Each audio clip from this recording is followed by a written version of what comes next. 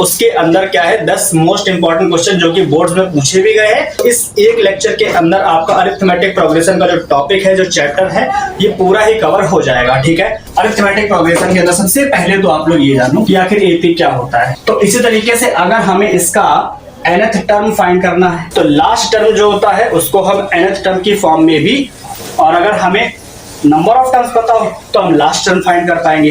इस तरीके से अगर हमको लास्ट से nth टर्म फाइंड करना है देन हम क्या करेंगे, ये हमारे पास आ गया formula sum of first n terms of an AP का। ठीक है, हम किसकी बात कर रहे हैं, हम अब बात कर रहे हैं मिडिल टर्म की। ठीक है, फर्स्ट केस हमारे पास है जब n का क्या वैल्यू होगा, इवन नंबर होगा। ठीक है, और जो सेकंड केस है हमारे पास वो आता है ऑड के ऊपर। If A B C are in AP है देन कंडीशन क्या होगी इन तीनों के लिए। ठीक है, तो अब हम बात करने वाले हैं method of assuming 3, 4 and 5 numbers in AP.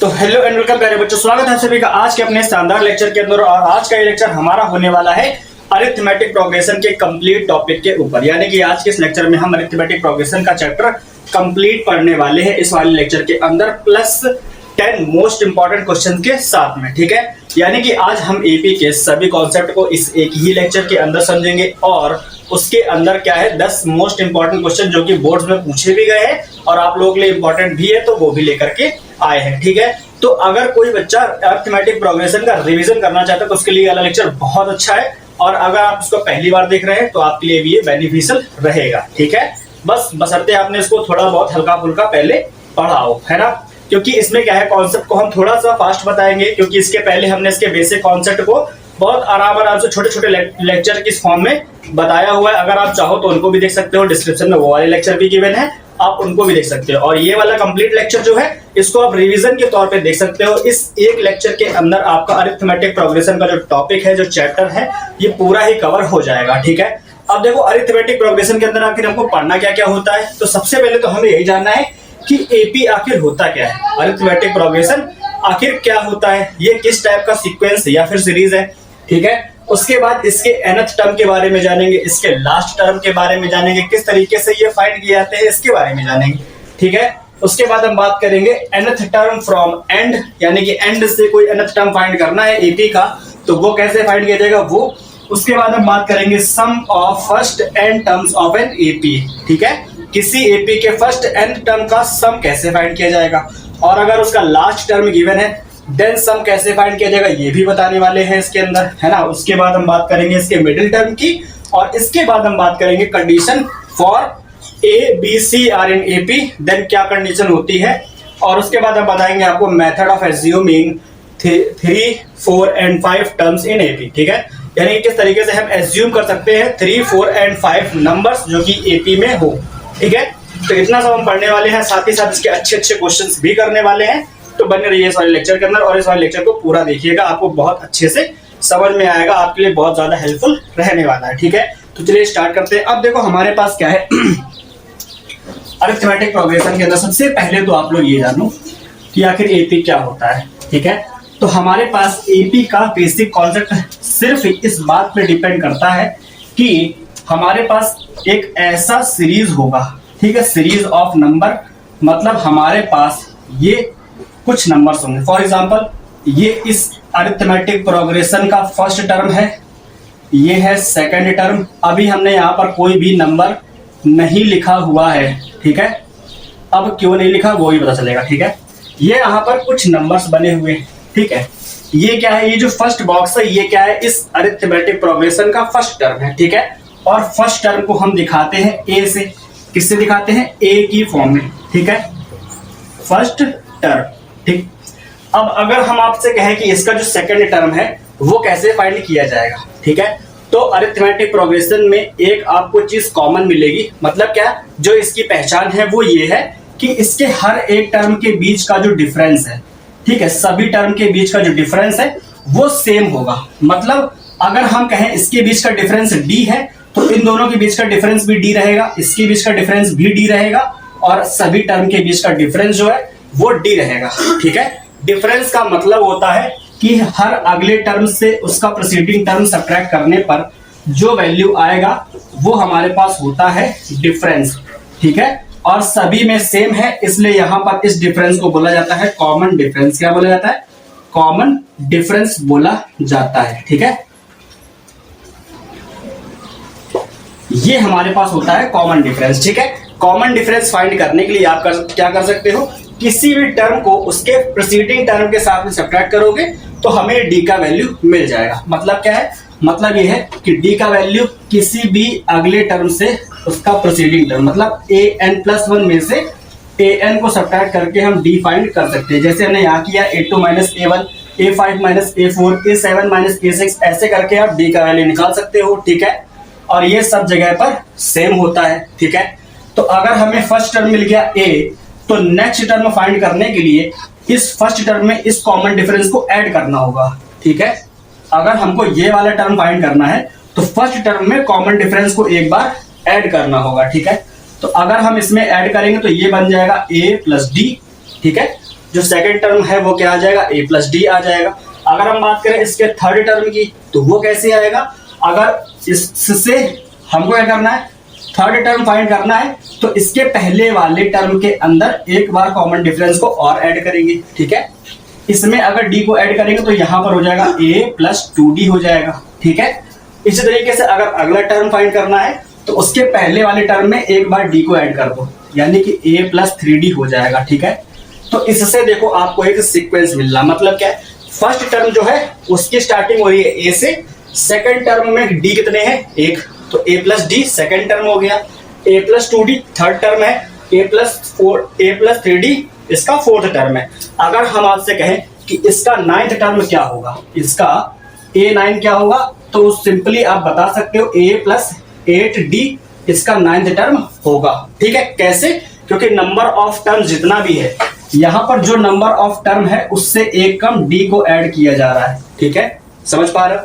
तो इसी तरीके से अगर हमें इसका nth टर्म फाइंड करना है ना, हमने नाइन्थ टर्म देख लिया, अगर इसका nth टर्म फाइंड करना है देन क्या होगा, हमको a के अंदर इससे कम एक कम, यानी कि n में से n-1d ऐड करने होंगे a के अंदर, तभी हमको इसका nth टर्म मिलेगा, है ना। n से अगर एक कम करोगे तो n-1 हो जाएगा, तो हमें n-1d को ऐड करना होगा a के अंदर, देन हमें मिलेगा इसका nth टर्म, यानी कि an का वैल्यू an = क्या आया, a + n-1 × d। ठीक है, और ये हमारे पास फॉर्मूला हो जाएगा इसके nth टर्म का। ठीक है, यानी किसी भी अरिथमेटिक प्रोग्रेशन का nth टर्म फाइंड करने का फॉर्मूला हमारे पास ये है। ठीक, अब देखो ये हमारे पास हो गया nth टर्म का फॉर्मूला है, इसकी हेल्प से हम इसका कोई भी टर्म फाइंड कर सकते हैं। अगर हमसे पूछा जाए कि a77 का वैल्यू बताओ, तो यहाँ पर हम लिखेंगे a + 77 - 1 यानी कि 76d। ठीक है, अगर हमसे पूछा जाए a91 का वैल्यू बताओ, तो a + 90d आराम से आ जाएगा।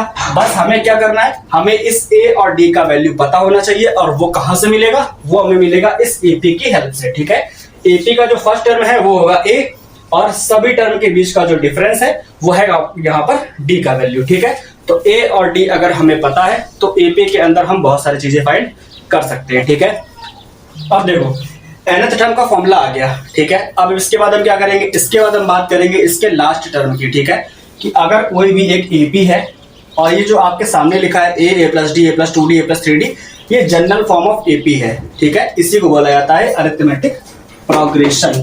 ठीक, इसको थोड़ा अच्छे से लिख देते हैं।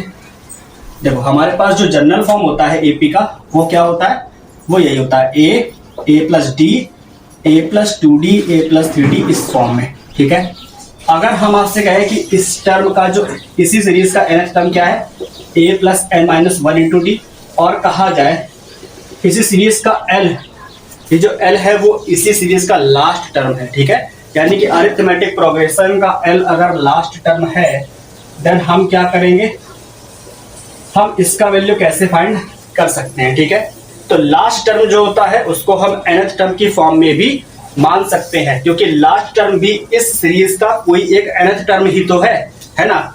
मतलब अगर इसका कोई मान लो 27th टर्म भी लास्ट टर्म हो सकता है, 29th टर्म भी इसका लास्ट टर्म हो सकता है। ठीक है, तो लास्ट टर्म को हम nth टर्म की तरह ही ट्रीट करेंगे, और इसको फाइंड करने के लिए हमारे पास फॉर्मूला वही रहेगा a + n-1 × d। ठीक है, बस हमें लास्ट टर्म पता करने के लिए ये पता होना चाहिए कि number of terms in AP कितने हैं, ठीक है।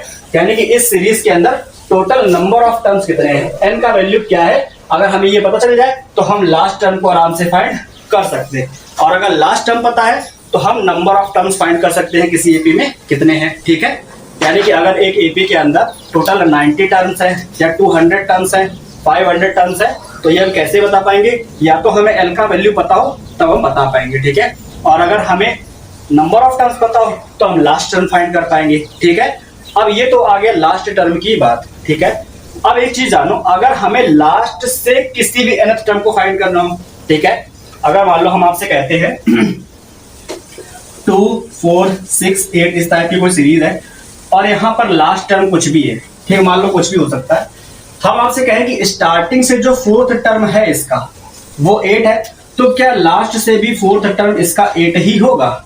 ऐसा तो नहीं है ना, अलग अलग वैल्यूज होंगे। तो वही हमको अब समझना है, ठीक है, कि स्टार्टिंग से nth टर्म को कैसे फाइंड किया था ये तो हमने जान लिया इस वाले फॉर्मूले की हेल्प से, लेकिन अब लास्ट से किसी भी टर्म को फाइंड कैसे किया था वो हम जानने वाले हैं इसकी हेल्प से, ठीक है। तो देखो अब कैसे, वही कॉन्सेप्ट है जो अभी बताया, वही थोड़ा रिवर्स ऑर्डर में बताने वाले हैं, ठीक है, देखते जाओ। सबसे पहले तो ये बताओ, अगर हमारे पास ए और डी के वैल्यू हैं तो आप लोग इस एपी यानी कि कोई भी अरिथमेटिक प्रोग्रेशन बना के दिखा सकते हो, ठीक है। इसी टाइप का एक बेसिक क्वेश्चन समझ लो, ठीक है। हमारे पास एक क्वेश्चन है, कहा गया है अगर ए का वैल्यू 4 हो और डी का वैल्यू -3 हो देन एपी क्या होगी, ठीक। ये छोटा सा क्वेश्चन है, अगर a is equal to 4 and d is equal to -3 हो देन एपी का वैल्यू बताओ, एपी क्या है, ठीक। ऐसे क्वेश्चन भी आ सकते हैं, तो कैसे करोगे इसको, देखो अरिथमेटिक प्रोग्रेशन का जनरल फॉर्म हमें पता है क्या है, ठीक। जनरल फॉर्म ऑफ एपी हमारे पास होती है a plus D, a plus 2d, ऐसे ही होती है a प्लस 3d करके, ठीक।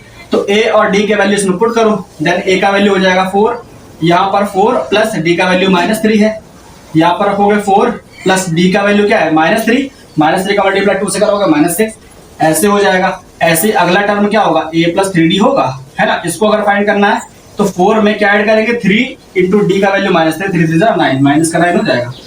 तो हमारे पास सीरीज के नंबर क्या क्या आ जाएंगे, वो हमारे पास आएगा 4, 1, -2, यहाँ से आएगा -5, ठीक है। तो ये हमारे पास हो जाएगी अरिथमेटिक प्रोग्रेशन, जिसको हम ए और डी की हेल्प से फाइंड कर सकते हैं, ठीक। यानी कि हमको अगर एपी फाइंड करनी है तो सिर्फ ए और डी का वैल्यू ही हमारे लिए काफी है एपी फाइंड करने के लिए, ठीक है। अब हम बात करेंगे nth टर्म फ्रॉम एंड, कैसे फाइंड किया जाता है लास्ट से, ठीक है। तो देखो अगर हमारे पास लास्ट टर्म है कुछ, ये गिवन है, हम इसको दोबारा से लिखते हैं ताकि यहाँ पर ज्यादा खिचड़ी ना पके, है ना। ये हमारे पास हो गया और ये है लास्ट टर्म, ठीक है। ये लास्ट से पहला टर्म है जिसको हम लास्ट टर्म बोलते हैं, ये है A1 फ्रॉम एंड, ठीक है। अगर हमें लास्ट से पहला टर्म पता है और लास्ट से सेकंड टर्म फाइंड करना है तो वो कैसे आएगा, A2, ठीक। हमें पता है सभी टर्म्स के बीच का जो डिफरेंस है, ठीक है, सभी टर्म्स के बीच का जो डिफरेंस है वो इक्वल होता है, ठीक है, डिफरेंस इक्वल होता है। तो अगर हमारे पास ये वाला टर्म हमको फाइंड करना है और ये पता है तो कॉमन डिफरेंस को इसमें से सब्ट्रैक्ट करने पर हमें ये वाला टर्म मिल सकता है, ठीक है। यानी कि अगर हम L में से एक D को सब्ट्रैक्ट कर दे तो हमें सेकंड टर्म फ्रॉम एंड मिल जाएगा, ठीक है। और अगर हमें यहाँ से मतलब लास्ट से थर्ड टर्म फाइंड करना है, लास्ट से थर्ड टर्म फाइंड करना है तो कैसे करेंगे, तो इसके लिए हमें क्या करना है, इसके पहले वाले टर्म में से एक D को फिर से सब्ट्रैक्ट कर देना है। यानी कि इसमें से जब एक और D माइनस करोगे तो ये हो जाएगा L-2D, क्या हो जाएगा L-2D। और ऐसे ही अगर हमको लास्ट से सेवेंथ टर्म मान लो फाइंड करना है, A7 फ्रॉम एंड, देन हमें क्या करना पड़ेगा, इसके पहले वाले टर्म में यानी कि L-5D में से, ठीक है, हमें क्या करना पड़ेगा, L-6D जो भी होगा हमारे पास उसमें से। आपको देखो एक चीज ध्यान रखनी है कि हमारे पास जो नंबर ऑफ D आएगा, जैसे यहाँ पर थर्ड टर्म था तो उससे एक कम D था, तो यहाँ पर सेवेंथ टर्म है तो यहाँ पर आएगा 6D, ठीक है, क्या आ जाएगा 6D आ जाएगा, है ना। इसके पहले वाला जो टर्म हुआ होगा यानी कि 6 टर्म जो होगा उसके अंदर L-5D रहेगा, तो 7th टर्म क्या आ गया, इसमें से एक डी को सब्ट्रैक्ट करने पर हमको मिल गया।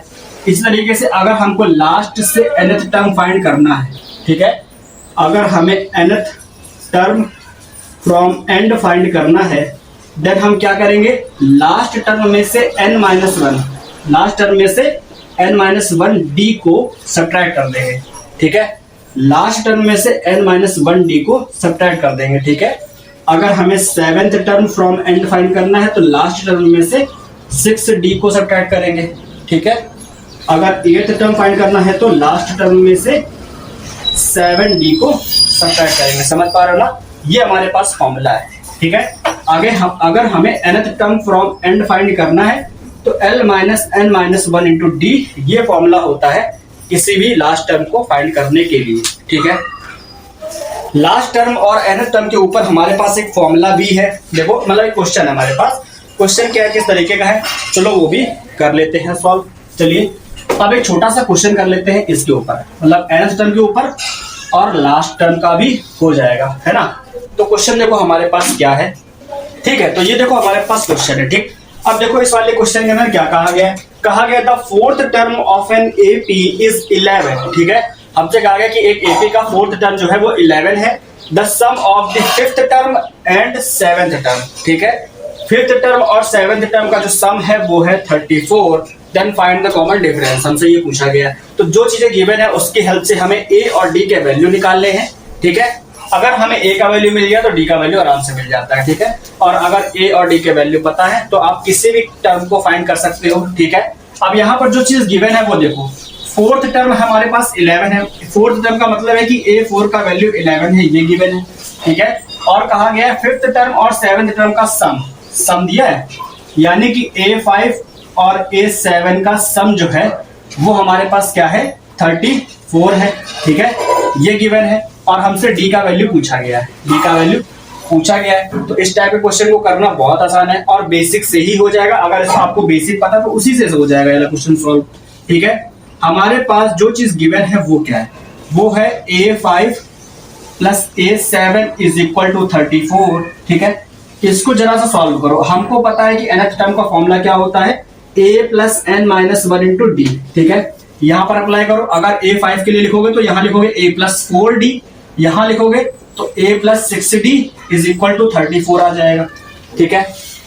यहाँ देखो A और A ये हो गया 2A, 4 और 6 ये हो गया 10D इज इक्वल टू 34। पूरी इक्वेशन को 2 से डिवाइड कर दो। जब 2 से डिवाइड करोगे तो यहाँ आएगा A plus 5D is equal to, यहाँ पर हो जाएगा 17। इक्वेशन फर्स्ट हो गया ये, ठीक है। अभी हमें A4 का वैल्यू भी तो गिवन है, ठीक है। इसकी हेल्प से हमें देखो कुछ मिलेगा, ठीक। तो यहाँ पर क्या लिखोगे, A4 इज इक्वल टू 11 है, ठीक। अगर A4 का वैल्यू लिखोगे तो क्या लिख सकते हैं, इसको A प्लस 3D लिख सकते हैं। A plus 3D is equal to 11 लिखेंगे, ठीक है। अब यहां से क्या करो, A का वैल्यू फाइंड कर लो इन टर्म्स ऑफ D, है ना। तो A का वैल्यू यहां से मिलेगा 11 माइनस 3D, ये आया। इसको उठाकर इक्वेशन फर्स्ट में पुट कर दो, ठीक है। यहां लिखो from equation first. Equation first हमारे पास क्या है, A plus 5D is equal to 17। तो A का वैल्यू क्या है, 11 माइनस 3D और plus 5D is equal to 17 है ये, ठीक है। अब यहाँ पर सॉल्व कर लो तो ये आएगा क्या, 11 को उधर भेज दो, 5D में से 3D चला गया तो बचेगा 2D is equal to 17 minus 11। 17 minus 11 करोगे तो क्या आएगा, 6 आ जाएगा। ये आ गया 6, यहाँ पर है 2D, 2 3 जा 6। तो D का वैल्यू क्या आ गया, 3 आ गया। तो कॉमन डिफरेंस हमारे पास आ गया 3 है, और यही हमसे पूछा गया था ये, ठीक है। तो इस तरीके से किया जाएगा। बेसिक से अगर कोई क्वेश्चन आता है तो ऐसे आप बेसिक का यूज करके सॉल्व करोगे, ठीक है। इस क्वेश्चन में कोई भी ज्यादा कॉन्सेप्ट नहीं लगे। अभी हमने आपको सिर्फ और सिर्फ एपी का बेसिक बताया है, nth टर्म क्या होता है इसके बारे में और उसका फॉर्मूला बताया है, ठीक है। ए और डी की जानकारी दी है आपको, ठीक है। तो उसी की हेल्प से वाला क्वेश्चन सॉल्व हुआ है ना। और अब हम क्या करेंगे,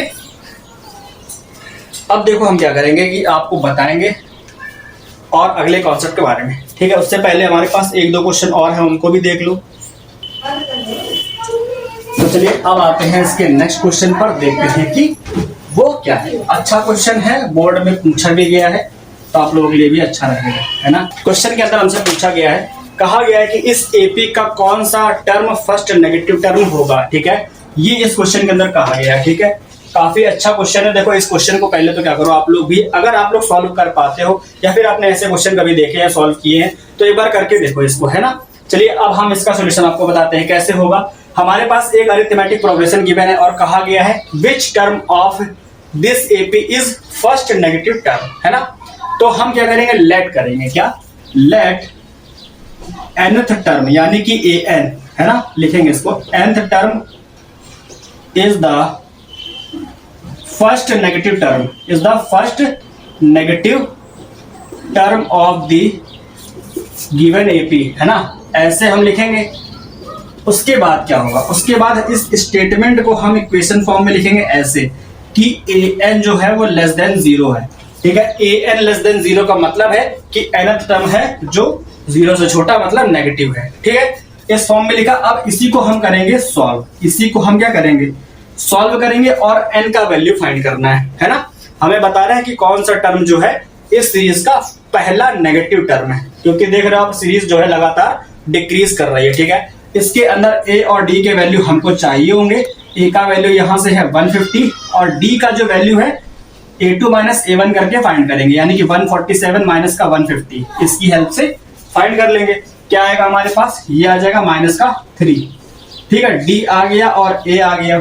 ठीक, nth टर्म का फॉर्मूला क्या होता है, ये होता है a plus n minus 1 into D, यहां पर रख दो। ठीक है, जब इसकी जगह पे ये वाला फॉर्मूला अप्लाई करोगे a plus n minus 1 into D is less than 0, यहां पर a और d के वैल्यू पुट करो तो a की जगह पे आएगा 150 प्लस n माइनस 1 और d की जगह पे आएगा माइनस का 3।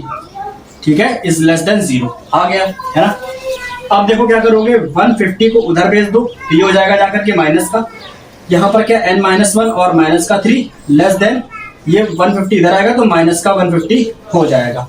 ठीक है, अब देखो क्या है, इस माइनस से माइनस को कैंसिल करो। जैसे ही माइनस से माइनस को कैंसिल करोगे तो इनइक्वालिटी का जो साइन है वो चेंज हो जाएगा। ठीक है, यानी कि माइनस का साइन जैसे हमने माइनस से उसको हटाया तो इनइक्वालिटी का साइन यहां से यहां हो गया। ठीक है, अब 3 से 150 को कैंसिल करो, 3 5 सा 15 होता है और ये 0 लगा है तो क्या आ गया, 50 आ गया।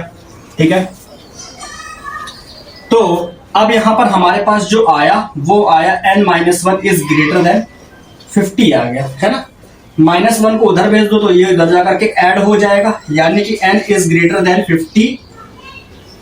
50 प्लस 1, तो ये क्या हो जाएगा, 51 हो जाएगा, है ना। तो हमारा जो आंसर आया है वो आया n इज ग्रेटर देन 51, है ना। तो यानी कि जो हमारा आंसर होगा वो क्या होगा, वो होगा 52, यानी कि ये इसका जो 52 टर्म होगा वो हमारा फर्स्ट नेगेटिव टर्म होगा इस वाले एपी का। समझ पा रहे हो ना। तो हमने क्या किया, हमने यहाँ पर n का वैल्यू फाइंड किया, तो हमारा आंसर क्या होगा, हमारा आंसर वो होगा जो 51 से बड़ा टर्म है। ठीक है, क्योंकि n का वैल्यू इज ग्रेटर देन 51 है, तो 51 से जो बड़ा टर्म होगा वो होगा 52 या फिर 53। ठीक है, तो 51 से बड़ा कौन है, 52 है, तो यही हमारा आंसर इस वाले क्वेश्चन का। 52 जो टर्म है वो इसका फर्स्ट नेगेटिव टर्म होगा और यही हमारा आंसर है। ठीक है, किस तरीके से फाइंड किया, यहाँ पर आ गया। अगर यहाँ पर 51 पॉइंट समथिंग आता ना तब भी हमारा आंसर 52 ही होता।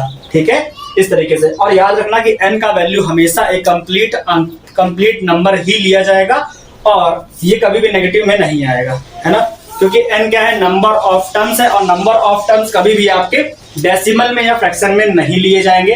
तो हमारा जो आंसर है वो हमेशा एक कंप्लीट नंबर में ही आएगा n का, है ना, वही हमारा आंसर जो है वैलिड होगा। ठीक, तो ये हमारे पास था एक और क्वेश्चन। और अरिथमेटिक प्रोग्रेशन के बेसिक के ऊपर एक और क्वेश्चन कर लो, है ना। अच्छा क्वेश्चन है, देखो बोर्ड में पूछा गया क्वेश्चन है, तो मेरे ख्याल से आप लोगों के लिए इंपॉर्टेंट है और इंपॉर्टेंस रखता भी है। हमारे पास क्वेश्चन ये है, ठीक है, इसमें क्या लिखा है, कहा गया है कि किसी भी एपी के अंदर जो इसका pth टर्म है वो q है एंड qth टर्म जो है वो p है, देन सो दैट इसका जो nth टर्म है वो p plus q minus n होगा। ठीक है, तो इस क्वेश्चन को सॉल्व करने के लिए हमें ज्यादा कुछ जरूरत नहीं है, हमें बेसिक अगर पता है तो हम उसके हेल्प से ही इसको सॉल्व कर सकते हैं। ठीक है, देखो कैसे किया जाएगा।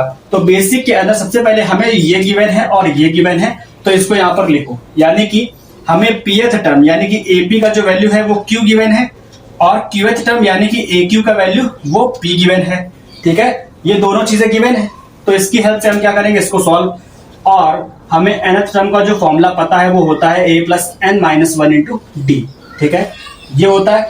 तो अगर हम इसी फॉर्मूले को इसके लिए अप्लाई करें तो ये क्या हो जाएगा, ये हो जाएगा a plus P minus one into D is equal to Q, ये हो जाएगा इक्वेशन फर्स्ट हमारे पास। एंड जब यहां पर अप्लाई करोगे तो ये हो जाएगा a plus Q minus one into D is equal to, इसका वैल्यू क्या है, p है, इक्वेशन सेकंड हो गया, ठीक है। अगर हम इक्वेशन सेकंड और फर्स्ट को क्या करें, सब्ट्रैक्ट कर दें, क्योंकि हमें a और d के वैल्यू चाहिए, है ना। a और d के वैल्यू तो हमें पता नहीं है, तो वो फाइंड करने के लिए क्या करेंगे, इसको इसके नीचे नोट करो, a plus Q minus one into D is equal to p, equation second है। फर्स्ट और सेकंड को सब्ट्रैक्ट करो, इक्वेशन फर्स्ट माइनस सेकंड करो, माइनस माइनस माइनस, a से a कैंसिल हो गया, इन दोनों में से अगर हम d कॉमन कर लें तो अंदर आएगा p माइनस वन और माइनस का q माइनस वन, यानी कि माइनस का q और प्लस का वन हो जाएगा, ठीक है, is equal q minus p हो जाएगा, इतना हो जाएगा। देखो ये माइनस का वन, ये प्लस का वन कैंसिल, यहाँ पर लिखा है p माइनस q, तो d और ये हो गया p माइनस q, इधर पे माइनस कॉमन कर लो तो यहाँ पे भी p माइनस q हो जाएगा, p माइनस q से p माइनस q कैंसिल, आएगा वन। तो हमारे पास जो d का वैल्यू आ गया वो आ गया माइनस वन, ठीक है। अब d का वैल्यू माइनस वन आ गया, इन दोनों में से किसी एक में पुट कर दो, a का वैल्यू भी आ जाएगा, ठीक है। तो हम यहाँ पे क्या करेंगे, from equation first, from equation first का यूज करेंगे। इक्वेशन फर्स्ट में a plus P minus one into D है, तो यहाँ पर a plus P minus one into D का वैल्यू भी माइनस वन है और इक्वल में क्या है, q है, ठीक है। तो इसको करो सॉल्व। अब यहाँ पर जब सॉल्व करोगे तो a माइनस वन से अंदर मल्टीप्लाई करा दो, तो ये हो जाएगा माइनस का p प्लस का one is equal to q, ठीक है। बाकी सारी चीजें उधर भेज दो, a को यहीं पर रखो, a इज इक्वल टू क्या हो जाएगा, q है, p उधर जाएगा तो प्लस का हो जाएगा, तो ये हो जाएगा p प्लस q, और वन उधर जाएगा तो माइनस का हो जाएगा, तो ये आ गया a का value p plus q minus one, है ना। ये a का वैल्यू है, d का वैल्यू माइनस वन है। अब हमें फाइंड करना है so that it's nth term is this, है ना। तो हमें प्रूफ करके लाना है कि इसका जो nth टर्म का वैल्यू होगा वो p plus Q minus n होगा, ठीक है। अब nth टर्म का फॉर्मूला क्या होता है, a plus N minus one into D, ये होता है। a का वैल्यू हमें पता है ये है, तो यहाँ रख दो p plus Q minus one plus ये लिखा है n माइनस वन, और d का वैल्यू क्या है, d का वैल्यू माइनस वन है, ठीक है।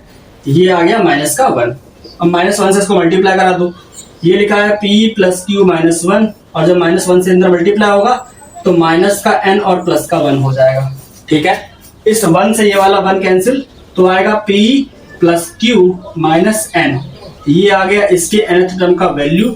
क्या हमको यही प्रूफ करके लाना था? अगर ये प्रूफ हो गया तो यार एक देना हेल्थ प्रूफ, क्योंकि हमें वही लाना था और हमारा आ गया, ठीक है। तो बेसिक से इतने अच्छे अच्छे क्वेश्चंस भी सॉल्व किए जा सकते हैं, अगर आपको इसका बेसिक पता है तो इस टाइप के क्वेश्चंस हो जाएंगे, ठीक है। और अगर आप इस टाइप के क्वेश्चन को समझ पा रहे हो, कर पा रहे हो, इसका मतलब है कि आप इस लेक्चर को बहुत अच्छे से समझ रहे हो, ठीक है। चलिए अब हम आते हैं इसके नेक्स्ट कॉन्सेप्ट को समझ लेते हैं, जो कि हमारे पास क्या है, वो है हमारे पास sum of first n terms of an AP, ठीक है। किस तरीके से हम फाइंड करते हैं एपी के फर्स्ट एन टर्म का सम, ठीक है। तो हम यहाँ पर आपको इसको एक छोटे से एग्जांपल की हेल्प से बताने वाले हैं। वो क्या है हमारे पास, वो ये है कि अगर हम फर्स्ट 100 नेचुरल नंबर्स का सम फाइंड करते हैं तो आखिर वो कैसे फाइंड किया जाएगा, ठीक है। अगर हमने कहा कि हम आपको एक एपी देते हैं जिसके अंदर फर्स्ट 100 नेचुरल नंबर्स गिवन है, यानी कि 1 2 3 4 ऐसे करके 100 तक, ठीक है। ये हमारे पास एपी के टर्म्स हैं सारे, ठीक है, और इनका सम आपको फाइंड करना है, ठीक है। इनका सम फाइंड करना है तो हम इसको दिखाते हैं एस एन की हेल्प से, सम ऑफ एन टर्म्स। तो हमने इसको दिखाया एस एन की फॉर्म में। जब सम करोगे तो ये लिखा है 1 फिर प्लस, इसको इस तरीके से लिख दोगे 1 + 2 + 3 + 4 प्लस ऐसे लेके 99 + 100 तक, है ना। सभी टर्म्स का सम हो जाएगा। अब एक एक करके अगर ऐड करोगे तो बहुत टाइम लगेगा, ठीक है। तो इसका एक शॉर्टकट मेथड है, वो क्या, वो ये है कि इस सीरीज को रिवर्स ऑर्डर में लिख दो, ठीक है। अगर हम इसी सीरीज के सभी टर्म्स को रिवर्स ऑर्डर में लिख दें, मतलब 100 को सबसे आगे, फिर 99, फिर 98 ऐसे करके लिखते चले जाएं और लास्ट में आएगा 2 + 1, ठीक है। अगर हम इस ऑर्डर में लिख दें और इसको मान लें इक्वेशन सेकंड है, देन हम इसको बहुत आराम से सॉल्व कर पाएंगे। कैसे? इक्वेशन फर्स्ट प्लस सेकंड कर दो, ठीक है। अगर हम इक्वेशन फर्स्ट और सेकंड को ऐड कर देते हैं तो Sn और Sn ऐड होकर के हो जाएगा 2Sn, ये हो जाएगा, है ना। 1 को 100 से ऐड करोगे तो 101, 2 को 99 से ऐड करोगे 101, 3 को 98 से ऐड करोगे 101। इसी तरीके से जितने भी टर्म्स हैं सभी को ऐड करते जाओगे तो हमें एक नंबर ही मिलेगा 101 हर बार, ठीक है। और कितनी बार मिलेगा? ये 100 टाइम्स मिलेगा। लास्ट में 99 प्लस 2 करोगे तो भी 101, 100 प्लस 1 करोगे तो 101, ठीक है। तो ये हमको 101 कितनी बार मिला? ये हमको 100 टाइम्स मिल गया, ठीक है। और अगर हम आपसे कहें कि किसी एक नंबर्स को n टाइम्स सम करो यानी कि ऐड करो, फॉर एग्जांपल अगर हमने छोटा सा एग्जांपल दिया कि अगर 8 को ये 8 लिखा है 8 टाइम्स, ठीक है, तो आप क्या करोगे? 8 का मल्टीप्लाई 8 से कर दोगे तो 64 इसका सम आ जाएगा। उसी तरीके से अगर हमारे पास ये 101 टाइम्स लिखा है तो हम क्या करेंगे? इसी 101 का 100 में से मल्टीप्लाई करा देंगे, ठीक है, तो हमें इसका सम मिल जाएगा। तो यहां से आ गया 2Sn is equal to this, है ना। इधर ले जाओ इसको, तो Sn इज इक्वल टू क्या आ जाएगा हमारे पास? 101 इंटू 100 बाय 2 आ जाएगा, ठीक है। और जब 2 से इसको कट करोगे तो क्या हो जाएगा? 50, और 50 का मल्टीप्लाई 101 में करा दोगे तो 5 का मल्टीप्लाई 1 में 0, ये आ जाएगा 505, और ये वाला 0 यहाँ हो गया। तो इसका सम हमने फाइंड कर लिया 5050, ये हमारा आंसर है। इस तरीके से किया जाता है ना। लेकिन अभी हमारे पास फॉर्मूला तो आया नहीं है। फॉर्मूला तभी आएगा ना जब हम एपी के टर्म्स का सम करेंगे। ये तो हमने आपको एक क्वेश्चन टाइप में बता दिया कि अगर हमें फर्स्ट 100 नेचुरल नंबर्स का सम करना है तो क्या आता है। अगर हम इसको 1 2 3 4 5 6 ऐसे करके 100 तक ऐड करते तो अभी तक ऐड ही कर रहे होते। इस मेथड से किया तो आंसर हमारा जल्दी आ गया और करेक्ट आंसर आया, ठीक है। तो इसी की हेल्प से हम जानेंगे कि किस तरीके से इसका फॉर्मूला हम फाइंड कर सकते हैं, ठीक है। वो देखे जाओ। अब देखो एपी का जो जनरल फॉर्म होता है वो क्या होता है? वो हमारे पास होता है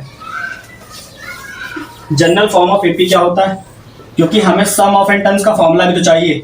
तो a plus D, a plus 2d, a plus 3d ऐसे करके होता है। और लास्ट में कौन कौन से टर्म आते हैं?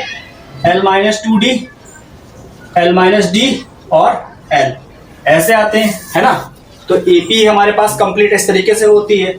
अगर हमारे पास हमें इसका सम फाइंड करना है, ठीक है, तो हम इसके सम को लिखेंगे Sn की फॉर्म में a प्लस d, ठीक है, फिर प्लस लगाओ a प्लस 2d, फिर प्लस लगाओ। ऐसे ही हम इसको लास्ट n टर्म्स तक इसका सम फाइंड करेंगे।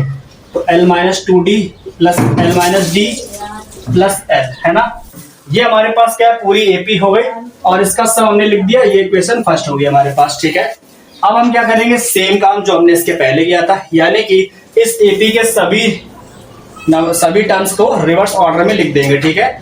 देन क्या होगा हमारे पास? सम हमारे पास आ जाएगा, एल को सबसे आगे लिखो, ठीक है, प्लस एल माइनस डी को इसके बाद लिखो, फिर एल माइनस 2d, इस ऐसे ही सम करते जाएंगे। रिवर्स ऑर्डर में लिखना है, ठीक है। यहां पर आ जाएगा a प्लस 2d, ठीक है, a प्लस d और लास्ट में आ जाएगा a। ये होगा इक्वेशन सेकंड, है ना। अब देखो हम क्या करेंगे कि अगर हम इन दोनों को ऐड कर दें, इक्वेशन फर्स्ट प्लस सेकंड कर दें, देन हमें क्या मिलेगा, ठीक है। तो देखते जाओ ऐसे हम लोग कैसे फाइंड करते हैं। ये हमारे पास पूरा फॉर्मूला आ जाएगा डिराइव होकर के, ठीक है। अगर इक्वेशन फर्स्ट प्लस सेकंड करते हैं, ठीक है, क्या कर रहे हैं? फर्स्ट प्लस सेकंड, Sn और Sn ऐड होकर के 2Sn हो जाएगा, a और l ऐड हो जाएगा तो a प्लस l आया, ठीक है, प्लस इसको और इसको ऐड करोगे तो d से d cancel, a plus l आएगा, ठीक है। इसको ऐड करोगे तो 2d से 2d cancel, a plus l आ गया। ऐसे ही आप जितनी बार भी ऐड करोगे, चाहे लास्ट में आ जाओ, इन दोनों को ऐड करोगे 2d से 2d कैंसिल, a और l, तो क्या आया? a प्लस l, ठीक है। फिर से आएगा a प्लस l और लास्ट में भी आएगा a प्लस l। ऐसा कितने टाइम्स आएगा? ये हमारे पास आएगा n टाइम्स, क्योंकि हम कितने नंबर्स का सम निकाल रहे हैं? n नंबर्स का सम निकाल रहे हैं, ठीक है। तो ये हमारे पास a प्लस l आएगा, वो भी n टाइम्स, ठीक है। तो अगर हमें किसी एक नंबर का n टाइम्स सम करना है तो उसका मल्टीप्लाई, यानी कि इसका मल्टीप्लाई n से करा देंगे, ठीक है। जितने टाइम्स उसका सम फाइंड करना है उतने से ही उसका मल्टीप्लाई करा देंगे तो हमें सम मिल जाएगा। यहां पर लिखा है 2SN, इस 2 को नीचे भेज दो तो SN is equal to n/2 और a प्लस l। ये हमारे पास आ गया formula sum of first n terms of an AP का, ठीक है। यहां पर l की जगह पे कोई भी nth टर्म भी हो सकता है, ठीक है।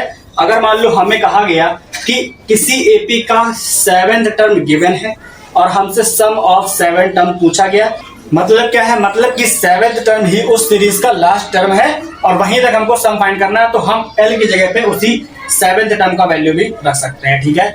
ऐसा होगा क्योंकि l की जगह पे हम nth टर्म भी ले सकते हैं क्योंकि लास्ट टर्म जो है वो उस सीरीज का nth टर्म ही तो है ना। तो ये आ गया। अब देखो एक और फॉर्मूला होता है जिसके अंदर आपको a और d देखने को मिलेगा, क्योंकि इस वाले फॉर्मूले के अंदर आपको डिफरेंस तो देखने को मिल नहीं रहा, ठीक है, लेकिन हमें l का फॉर्मूला पता है, ठीक है। लास्ट टर्म को फाइंड करने का भी formula a plus n minus 1 into D होता है, उसको यहाँ पे पुट कर दो, ठीक है। तो हमारे पास सम का जो फॉर्मूला है वो है n/2 a प्लस l, तो l की जगह पे ये लिखोगे a plus n minus 1 into D, तो a और a ऐड होकर के क्या हो जाएगा, ये हो जाएगा 2a plus n minus 1 into D. ये आ गया हमारे पास सम ऑफ n टर्म्स का फॉर्मूला, जिसके अंदर a और d की हेल्प से हम फाइंड कर पाएंगे सम, ठीक है।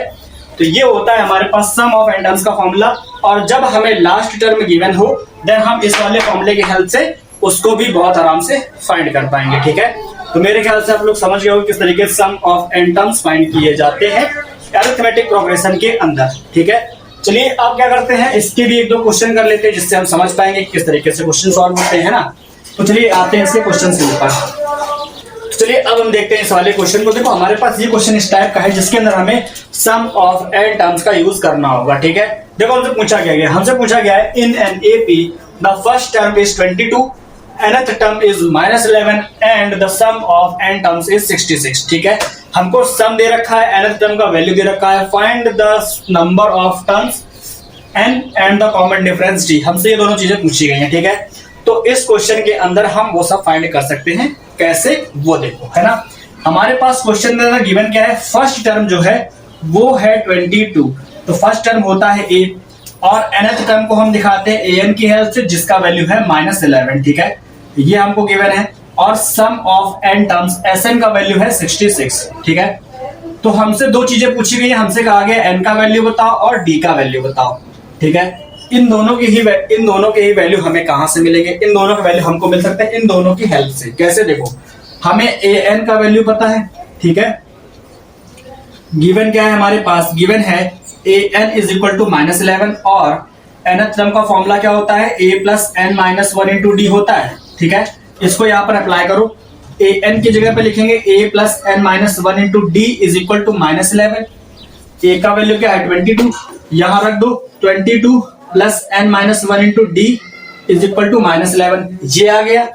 इस 22 को इधर भेज दो तो ये इधर जाकर के माइनस का 22 हो जाएगा, तो n minus 1 into D is equal to -11 और माइनस का 22 ऐड करोगे तो माइनस का 33 आ जाएगा, ठीक है। ये हमारे पास हो गया n माइनस 1 इंटू डी का वैल्यू, है ना। सिर्फ d का वैल्यू निकालेंगे तो क्या आएगा, माइनस का 33 अपॉन n माइनस 1, ठीक है। ये हमारे पास d का वैल्यू आ जाएगा इन टर्म्स ऑफ n, है ना। अब हम क्या करेंगे, इसकी हेल्प से हम फाइंड कर सकते हैं और एक चीज, क्या हमें अभी Sn और गिवन है, ठीक है। तो Sn का जो फॉर्मूला होता है वो हम अप्लाई करेंगे, कौन सा फॉर्मूला लगाएंगे, n/2 और 2a plus n minus 1 into D वाला, ठीक है। ये वाला फॉर्मूला अप्लाई करेंगे। Sn का वैल्यू क्या गिवन है, 66 गिवन है, तो 66 इज इक्वल टू n/2 और 2 इंटू a का वैल्यू 22 है, यहाँ रख दो 22 plus n minus 1 into D का वैल्यू क्या है, ये माइनस का 33 अपॉन n माइनस 1, ठीक है। ये हमारे पास d का वैल्यू है। अब n माइनस 1 से n माइनस 1 कैंसिल हो गया, 22 2 जा कितना हो गया 44 हो गया, इस 2 का यहाँ पे मल्टीप्लाई करा दो, 66 into 2 is equal to n आ गया। इसके अंदर ये हो गया 44 माइनस ये हो गया 33, 44 में से 33 जाएगा तो 11 आ जाएगा, हमारे पास आएगा 66 into 2 is equal to n into 11 आ गया, है ना।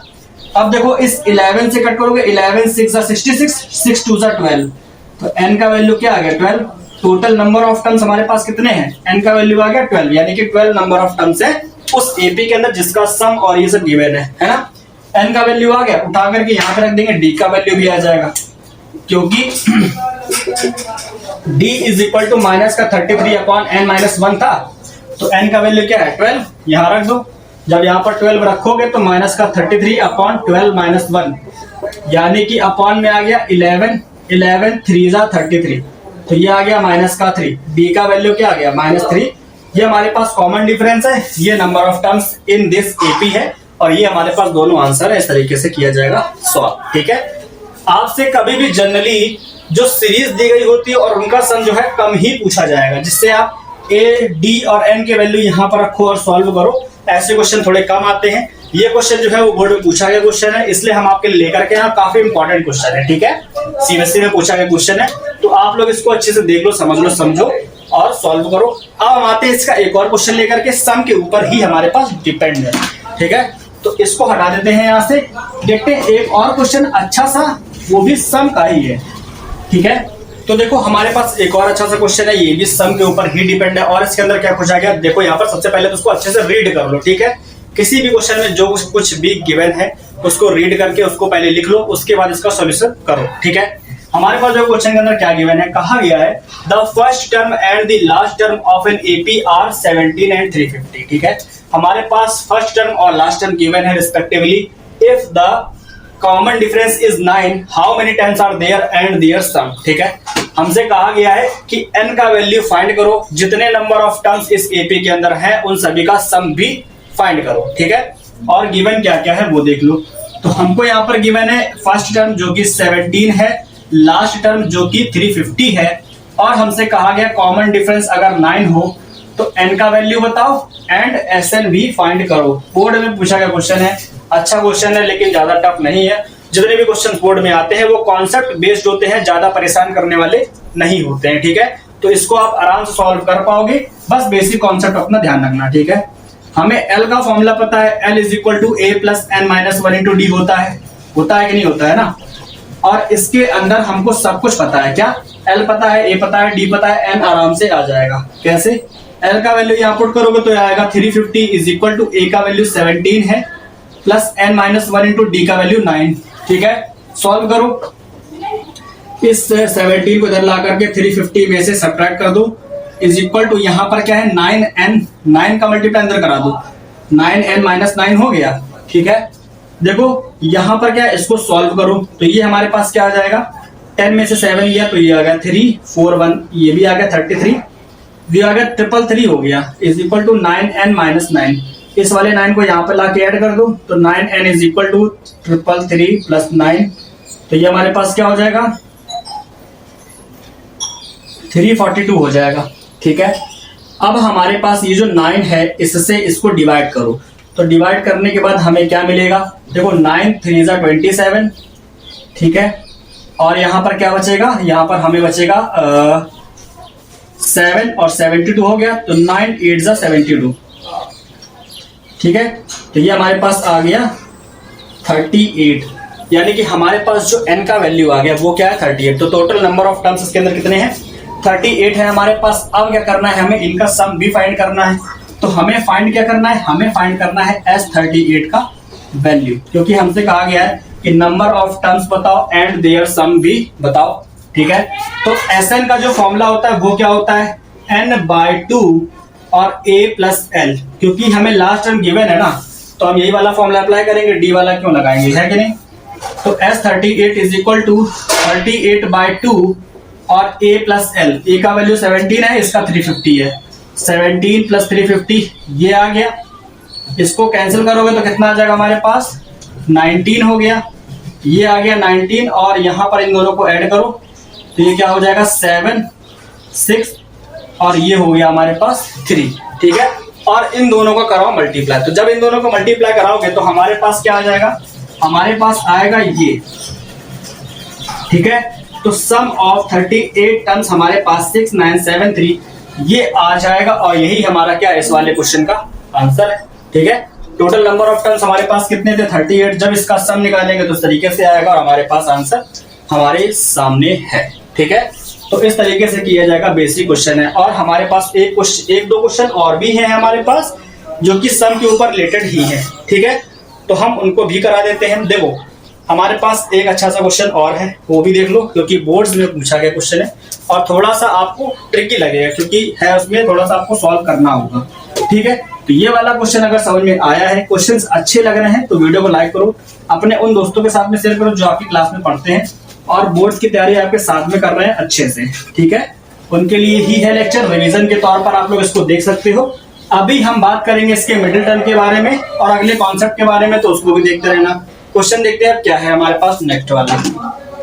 तो अब हमारे पास एक और शानदार सा क्वेश्चन है। देखो इसके अंदर क्या गिवन है, काफी अच्छा क्वेश्चन है और आप लोगों को सोचने पर थोड़ा सा मजबूर भी कर देगा ये वाला क्वेश्चन, ठीक है।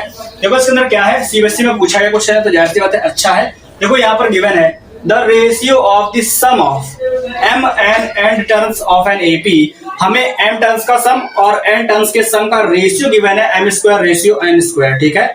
और हमसे कहा गया है so that the ratio of mth term and nth term is 2m-1 ratio 2n-1, ठीक है।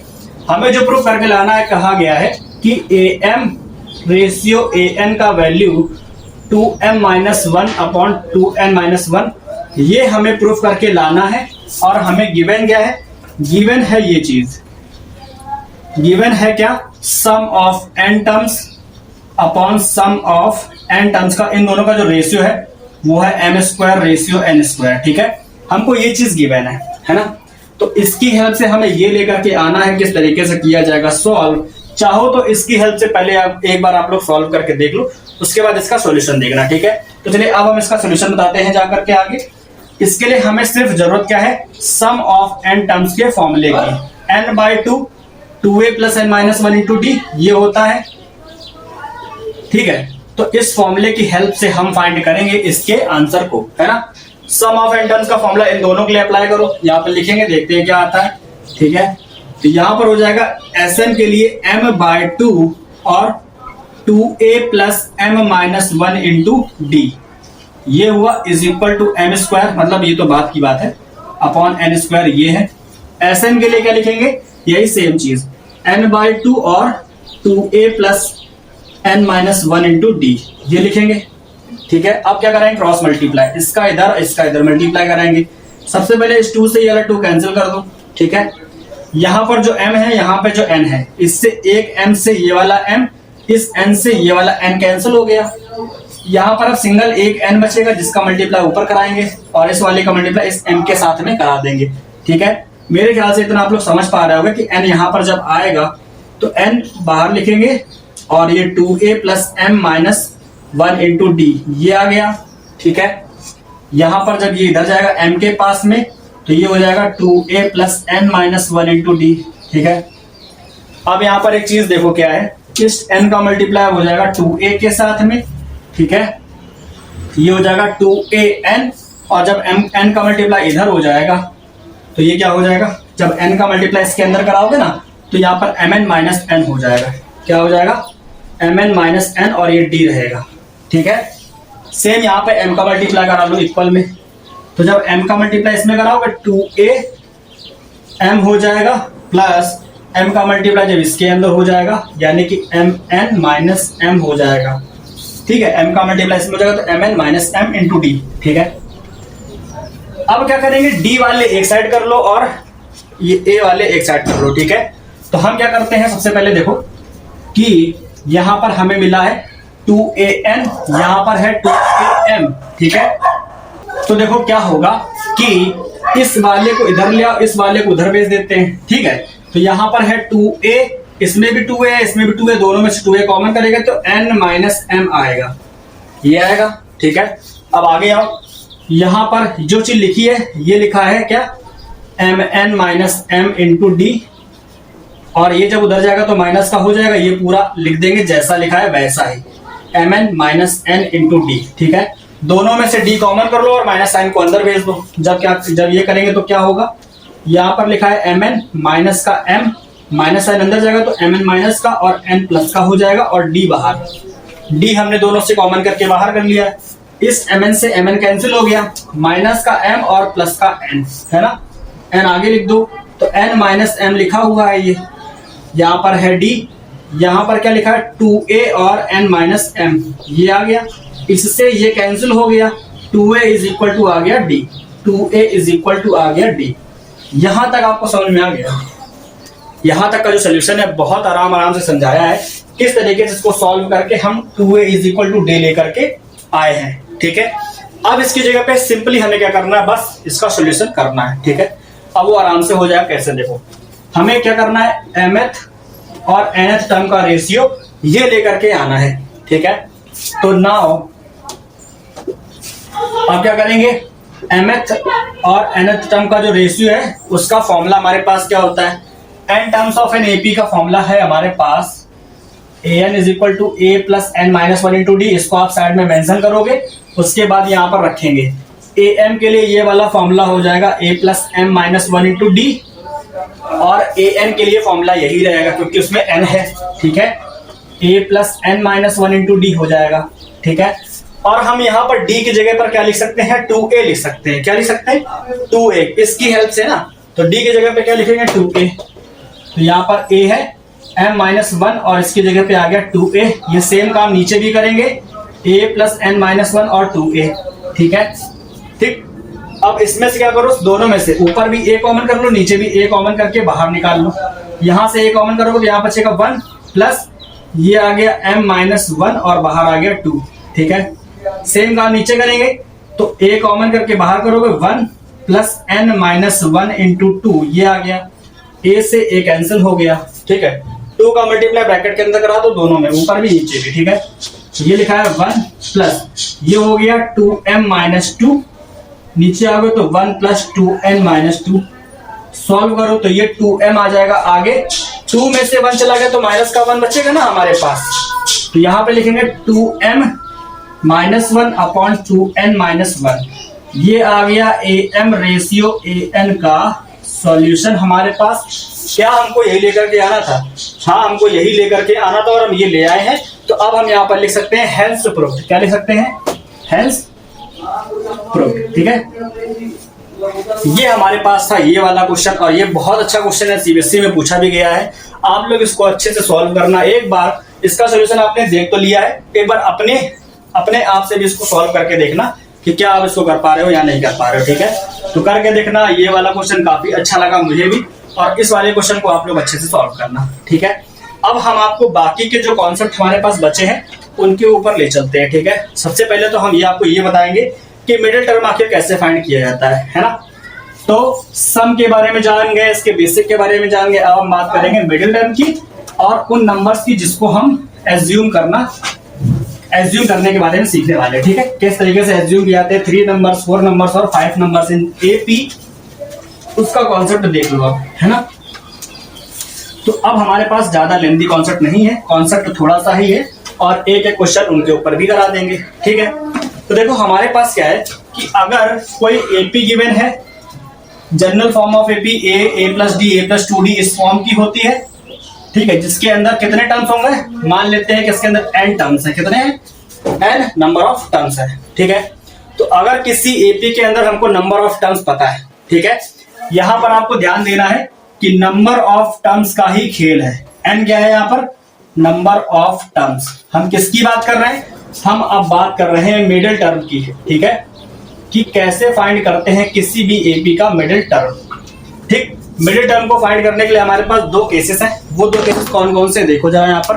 तो देखो हमारे पास अगर n का वैल्यू हमको पता है, ठीक, तो कंडीशन ये हो सकती है कि इस AP के अंदर नंबर ऑफ टर्म्स या तो इवन हो सकता है या तो ऑड हो सकते हैं। ठीक है, यानी कि पहला केस हम आपको यहाँ पे बता रहे हैं।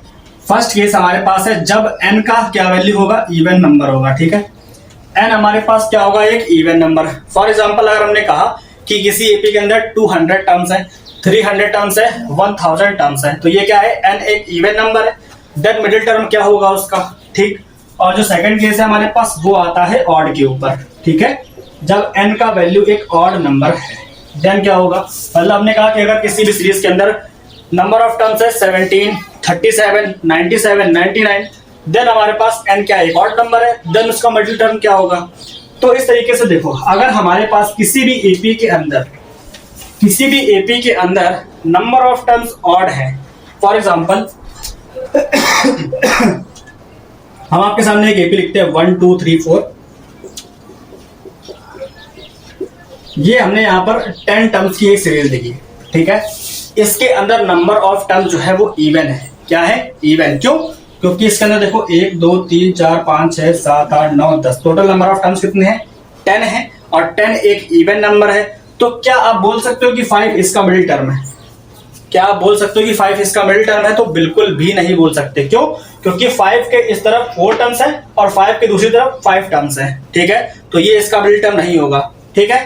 तो यहां पर कंडीशन यही है कि किस तरीके से हम बता सकते हैं कौन सा टर्म है, ठीक। तो जब n का वैल्यू इवन नंबर होगा तो हमारे पास जो मिडिल टर्म होगा, तो हमारे पास जो मिडिल टर्म होंगे वो हमारे पास होगा n/2th टर्म, ठीक है, और n/2 + 1th टर्म।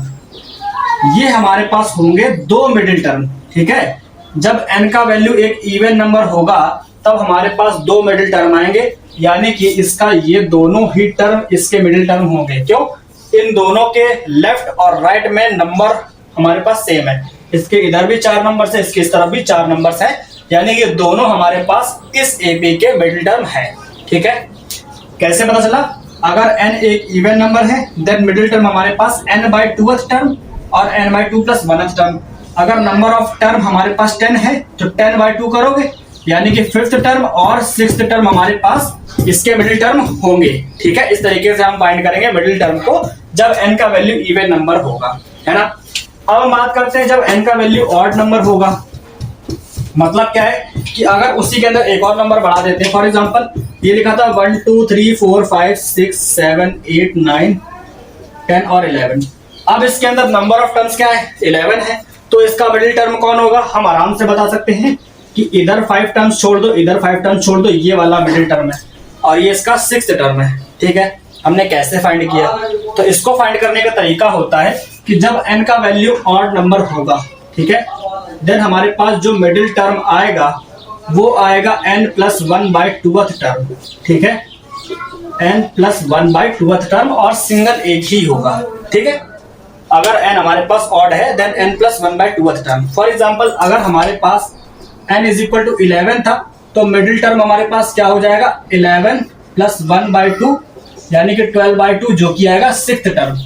तो ये इसका 6th टर्म था जो कि इस वाली सीरीज का मिडिल टर्म है, और ऐसे फाइंड किया जाएगा, ठीक है। आपको बस पता क्या होना चाहिए? n के बारे में पता होना चाहिए, ठीक है। और किसी भी एपी के नंबर ऑफ टर्म्स हम फाइंड कर सकते हैं। अभी हमने उसके ऊपर क्वेश्चंस भी करे, तो उनकी हेल्प से हम नंबर ऑफ टर्म्स फाइंड करेंगे, और जब n का वैल्यू आ जाएगा तो हम चेक करेंगे कि वो इवन है कि ऑड है। इसकी हेल्प से हमें पता चलेगा कि कौन सा टर्म उसका मिडिल टर्म है।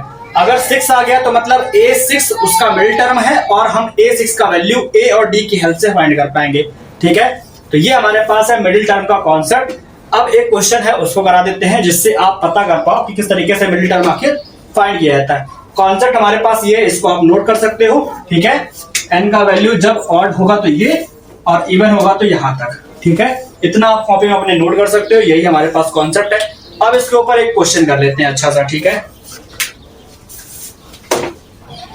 क्वेश्चन है हमारे पास ये, कहा गया है find the middle term of the AP this. इस एपी का मिडिल टर्म बताना है और नंबर ऑफ टर्म्स हमें नहीं पता है, ठीक है। तो इस तरीके का क्वेश्चन है, ये एक कंप्लीट क्वेश्चन है जिसके अंदर आपको सारी चीजें ही फाइंड करनी है। सबसे पहले तो नंबर ऑफ टर्म बताना है, उसके बाद इसका मिडिल टर्म बताना है, और उसका वैल्यू भी फाइंड करना है, ठीक है। तो इस एपी का मिडिल टर्म आखिर कौन सा होगा, ठीक।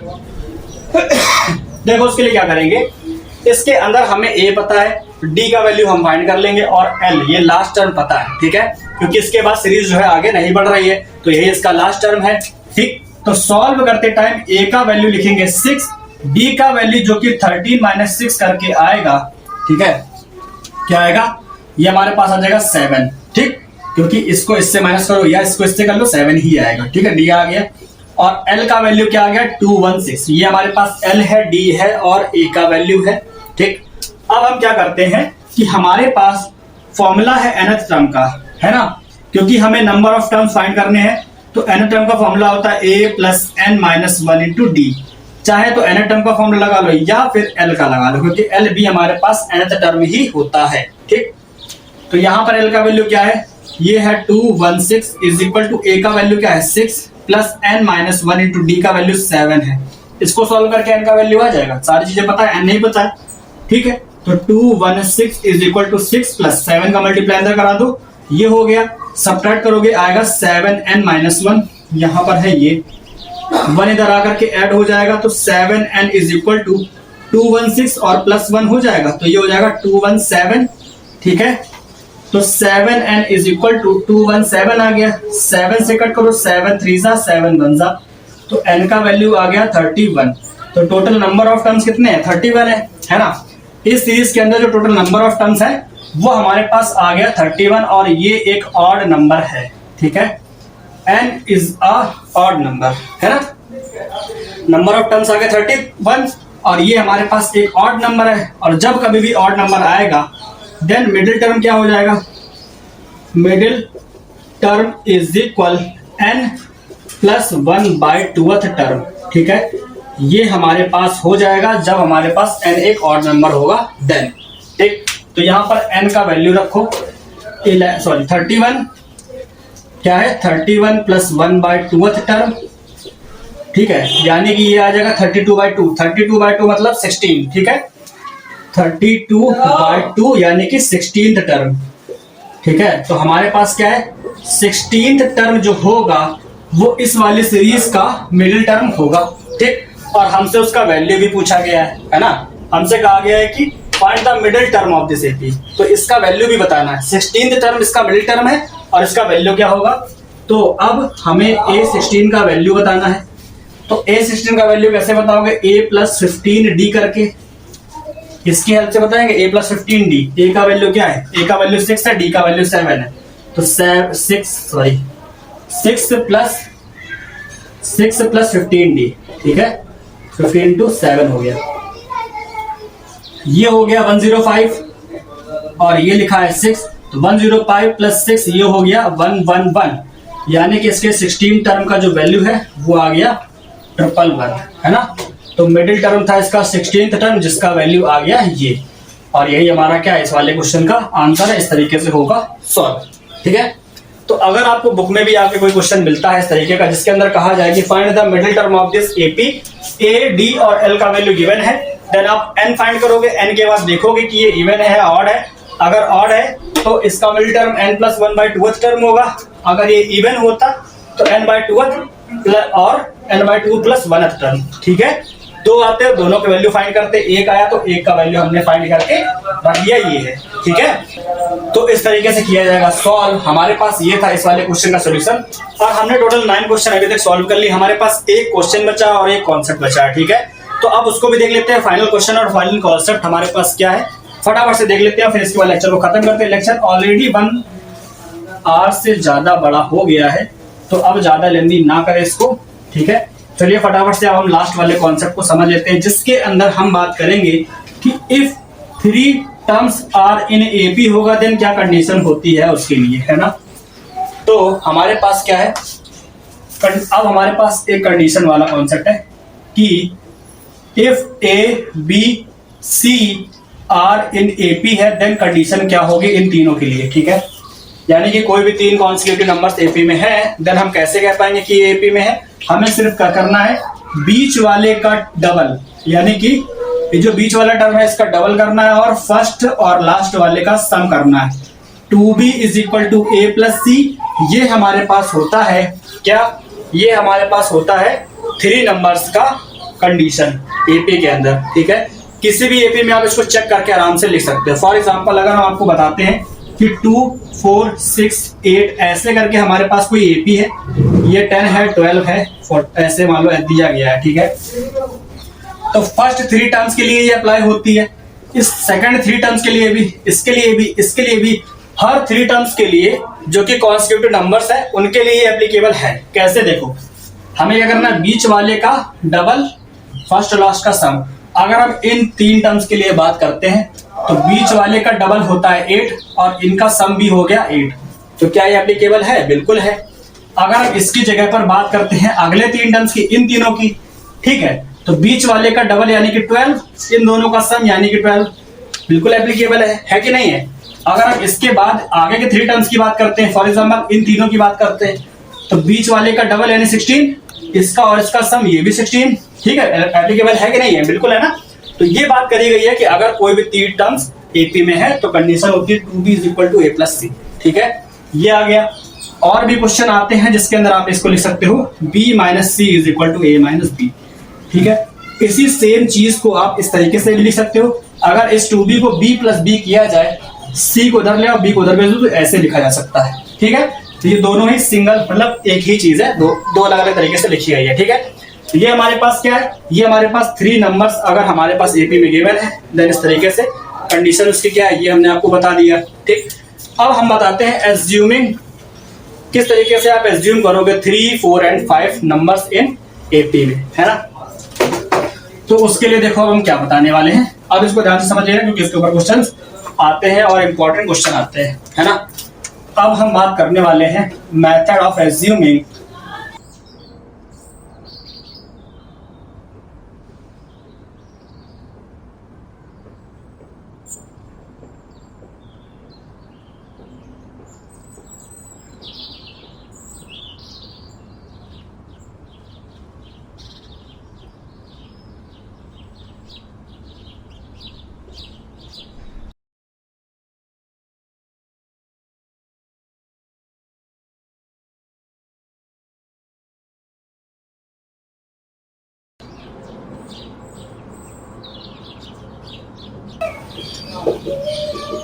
ठीक है, तो अब हम बात करने वाले हैं method of assuming 3, 4 and 5 numbers in AP.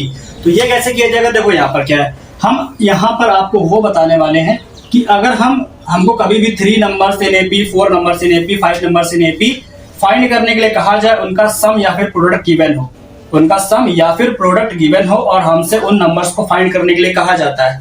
कभी भी अगर इस तरीके का क्वेश्चन आता है तो उन नंबर्स को आपको इसी मेथड में लेट करना है जैसे हम आपको बताने जा रहे हैं, ठीक है। कैसे एज्यूम करोगे, अगर 3 नंबर्स एज्यूम करने के लिए आते हैं, देन आप उसको a - d, a और a + d इस फॉर्म में लेट करोगे, कभी भी 3 नंबर्स की बात करी जाए तो, ठीक। और अगर कभी भी 4 नंबर्स की बात करी जाए तो यहाँ पर a - 3d, ध्यान रखना है आपको, a - 3d और फिर आएगा a - d, उसके बाद यही दोनों प्लस के, ठीक है, यानी कि a + d और a + 3d, ठीक है। ये हो गया 4 नंबर्स के लिए। अब अगर 5 नंबर्स के लिए कहा जाए देन क्या होगा, तो 5 नंबर्स के लिए हमारे पास किस तरीके से है उसको थोड़ा सा ध्यान दे देना। a - 2d, a - d 2 हो गए, तीसरा है a और उसके बाद ये दोनों प्लस में, यानी कि a + d और a + 2d, ये हमारे पास हो जाएंगे 5 नंबर्स इन एपी। इस तरीके से हम करेंगे, है ना। इसके ऊपर क्वेश्चन किस तरीके से आते हैं, किस तरीके से हमसे क्वेश्चन पूछा जाएगा, अब वो भी देख लेते हैं। इस वाले कॉन्सेप्ट को आप अपनी कॉपी में नोट कर लो ताकि आप लोग ध्यान रख सको किस तरीके से हमको नंबर एज्यूम करने हैं, ठीक है। अब हम आते हैं क्वेश्चन के ऊपर। एक हमारे पास क्वेश्चन है अच्छा सा जो कि इसी कॉन्सेप्ट पर रिलेटेड है, तो देखते हैं वाला क्वेश्चन क्या है आखिर। चलिए फटाफट से उसको कर लेते हैं सॉल्व। अब आते हैं वो क्वेश्चन के ऊपर। क्वेश्चन है हमारे पास, देखो क्वेश्चन के अंदर क्या कहा गया। क्वेश्चन है हमारे पास कुछ तरीके का, कहा गया if the sum of 3 numbers in AP is 30 and the ratio of first number to the third number is 3:7 है, then find the numbers, हमसे ये कहा गया है, ठीक है। तो इस तरीके के क्वेश्चन को सॉल्व करने के लिए हमें उसी तरीके से नंबर्स को लेट करना है जिस तरीके से हमने आपको बताया। यहां लिखोगे let 3 numbers are in AP, वो हमारे पास नंबर्स क्या हो जाएंगे, a - d, a और a + d, ठीक है। इसके बाद हमें जो गिवन है क्वेश्चन के अंदर कहा गया इनका जो सम है वो 30 है एंड रेशियो गिवन है, ठीक है, फर्स्ट या थर्ड नंबर का। तो यहां पर क्या है, अकॉर्डिंग टू द क्वेश्चन लिखोगे, अकॉर्डिंग टू गिवन लिख देना, या तो अकॉर्डिंग टू क्वेश्चन कुछ भी लिख सकते हो, ठीक है। अकॉर्डिंग टू गिवन जो सम है, सम ऑफ 3 नंबर्स, इन सभी का सम मतलब a - d + a + d, इनका जो सम है वो 30 है, हमने ये लिख दिया, ठीक है। इसकी हेल्प से हमें एक चीज मिल जाएगी, क्या, हमने इस तरीके से इन नंबर्स को लेट किया है कि d से d कैंसिल हो गया, a और a को ऐड करने पर 3a आएगा और हमको यहां से a का वैल्यू मिल जाएगा, ठीक है। तो ये a का वैल्यू क्या आ गया, 10 आ गया, ठीक। अब हमें a का वैल्यू मिल चुका है, ठीक। हमें क्या करना है, अभी एक चीज और गिवन है, क्या कहा गया, रेशियो। तो एंड अब हमें जो गिवन है नाउ, एंड जो चीज गिवन है वो क्या है, ratio of first number two the third number. First number का मतलब है a माइनस डी का, और a प्लस डी का जो रेशियो है, a माइनस डी और a प्लस डी का जो रेशियो है वो 3:7 है। ठीक है, इसकी हेल्प से हमें d का वैल्यू मिलेगा, क्योंकि a का वैल्यू तो आ गया, तो a का वैल्यू यहाँ पर पुट करो और d का वैल्यू फाइंड करते हैं, देखते हैं क्या आएगा।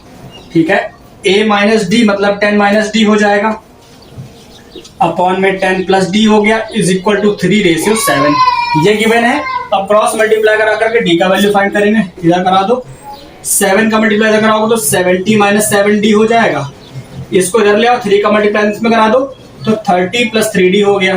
ठीक है, 7 इधर ले आओ और ये 30 इधर ले आओ, 7d उधर 30 इधर, तो ये हो जाएगा 70 माइनस 30 और 7d उधर जाकर के प्लस का हो जाएगा, यहाँ पर 3d प्लस का है, ये दोनों ऐड करोगे तो ये हो गया 10d, और यहाँ पर आओगे सब्ट्रैक्ट करने पर ये आएगा 40, 10 4 जा 40, तो d का वैल्यू क्या आ गया, d का वैल्यू आ गया 4, क्योंकि a का वैल्यू 10 है, d का वैल्यू 4 है, तब हमारे पास जो नंबर्स है वो क्या आएंगे, इसी के अंदर a और d के वैल्यू रख दो, हमारे नंबर्स आ जाएंगे।